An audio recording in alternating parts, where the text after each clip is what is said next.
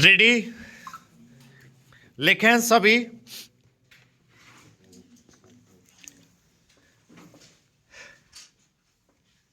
इंदौर ने 7वीं बार देश के सबसे स्वच्छ शहर का पुरस्कार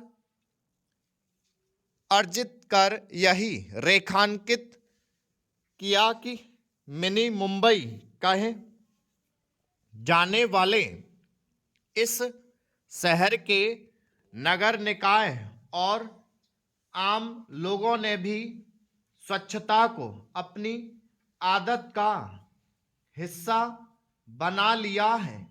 वास्तव में स्वच्छता अभियान आम लोगों की भागीदारी के बिना सही तरह चलाया ही नहीं जा सकता।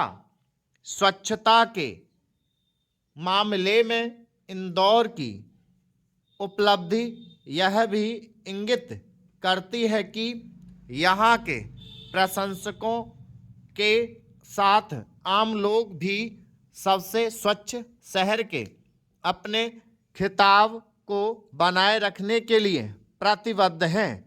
उन्होंने स्वच्छता का जो संदेश आत्मसात किया है उसे देश के अन्य क्षेत्रों के लोगों को भी ग्रहण करना चाहिए। सच तो यह है कि सभी शहरों, कस्बों और गांवों को स्वच्छता के मामले में प्रतिस्पर्धा कायम करनी चाहिए। अभी ऐसी प्रतिस्पर्धा क्यों नहीं दिखाई दे रही है? इसके कारणों की तह तक जाने और उनका निवारण करने की जरूरत है।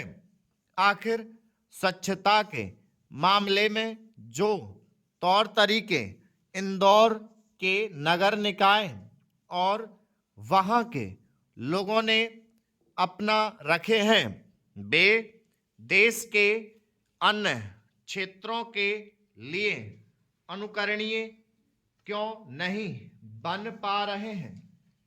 प्रश्न यह भी है कि हमारे महानगर और यहाँ तक कि दिल्ली और मुंबई जैसे महानगर स्वच्छता के मामले में कोई उदाहरण नहीं पेश कर पा रहे हैं।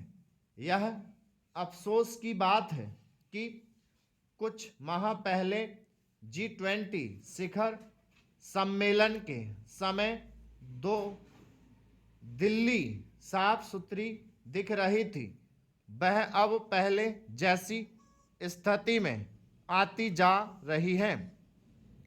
नई दिल्ली के एक सीमित एवं विशिष्ट क्षेत्र को छोड़ दें तो शेष इलाकों में स्वच्छता की स्थिति संतोषजनक नहीं। दिल्ली की तरह अन्य महानगरों में भी स्वच्छता के कुछ टापू से हैं।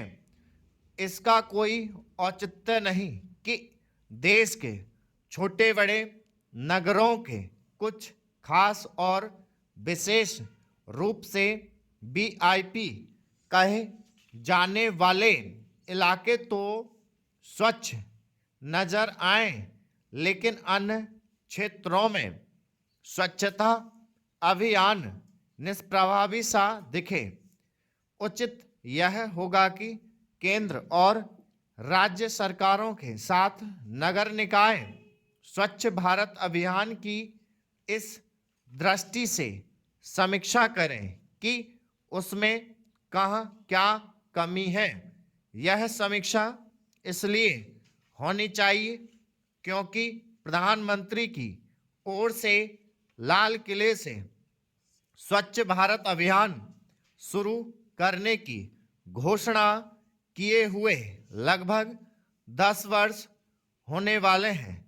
इससे इनकार नहीं कि इस अभियान ने एक हद तक असर दिखाया है, लेकिन यह भी सही है कि अभी वांछित परिणाम प्राप्त होते नहीं दिख रहे हैं। इसके लिए केवल स्टॉप